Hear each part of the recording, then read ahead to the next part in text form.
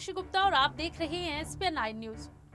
कृषि कानून के खिलाफ हरियाणा में एक तरफ किसान आंदोलित है तो दूसरी ओर कांग्रेस ने भी सरकार को घेरने के लिए मोर्चा खोल दिया है।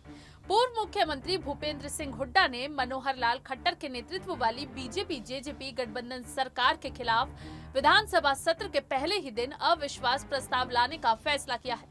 कांग्रेस के इस कदम से सीएम मनोहर लाल खट्टर से कहीं ज्यादा उनके सहयोगी डिप्टी सीएम दुष्यंत चौटाला की चिंता बढ़ सकती है, क्योंकि किसान संगठन जेजेपी पर बीजेपी से अलग होने के लिए लगातार दबाव बना रहे हैं। हरियाणा में 5 मार्च से शुरू होने वाले विधानसभा के बजट सत्र में कांग्रेस ने बीजेपी जेजेपी सरकार को घेरने की तैयारी कर रखी है। विधानसभा में प्रतिपक्ष के नेता सीएम भूपेंद्र सिंह हुड्डा की अध्यक्षता में हुई बैठक में कांग्रेस ने तय किया है कि वो राज्यपाल सत्यदेव नारायण आर्य के बजट अभिभाषण के बाद खट्टर सरकार के विरुद्ध अविश्वास प्रस्ताव लेकर आएगी। इसके अलावा कृषि कानून में संशोधन कर उसमें किसान के लिए एमएसपी की गारंटी का प्रावधान जोड़ने के लिए कांग्रेस की तरफ से एक प्राइवेट मेंबर्स बिल भी इसी सत्र में लाए जाने का फैसला हुआ है। हरियाणा के एक वरिष्ठ पत्रकार कहते हैं कि कांग्रेस द्वारा लाए जा रहे प्रस्ताव को विधानसभा अध्यक्ष अगर स्वीकार करते हैं तो 10 दिन के अंदर अविश्वास प्रस्ताव पर चर्चा करानी जरूरी होगी।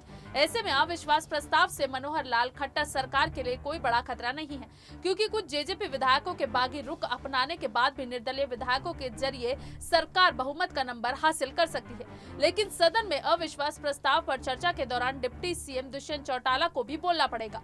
ऐसे में दुष्यंत चौटाला कृषि कानून के समर्थन में बोलेंगे तो किसान नाराज होंगे और अगर विरोध में बोलते हैं तो अपनी सरकार के फैसले पर सवाल खड़े करेंगे। यही वजह है कि हुड्डा का दाव खट्टर से ज्यादा दुष्यंत के लिए चिंता बढ़ाने वाला है।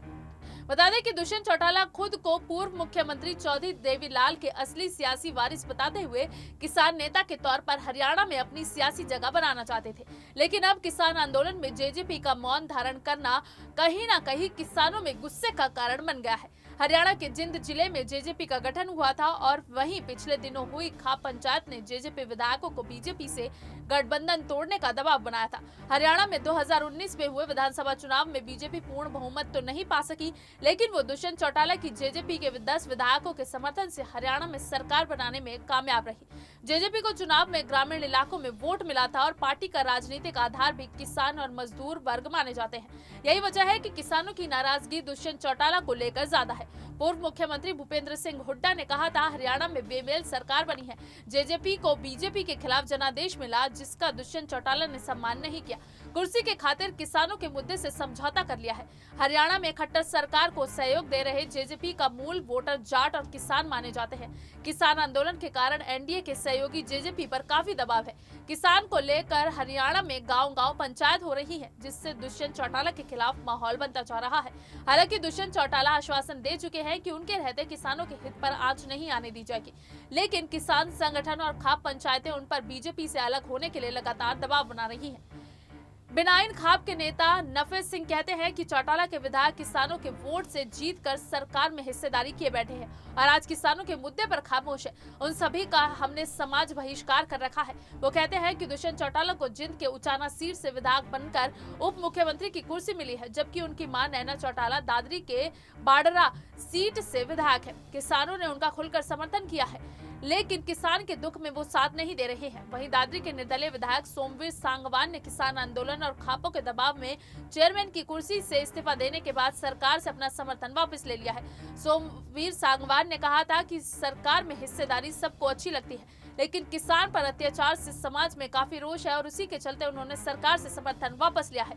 नारनौंद विधायक रामकुमार गौतम, बरवाला विधायक और पार्टी के नेता जोगीराम सिहाग, शाहबाद से रामकरण काला, गुला चीका से ईश्वर सिंह और जुलाना से अमरजीत ढांडा इस मुद्दे पर किसानों के समर्थन में है। इस तरह से कांग्रेस के अविश्वास प्रस्ताव से दुष्यंत चौटाला के लिए परेशानी और भी बढ़ सकती है।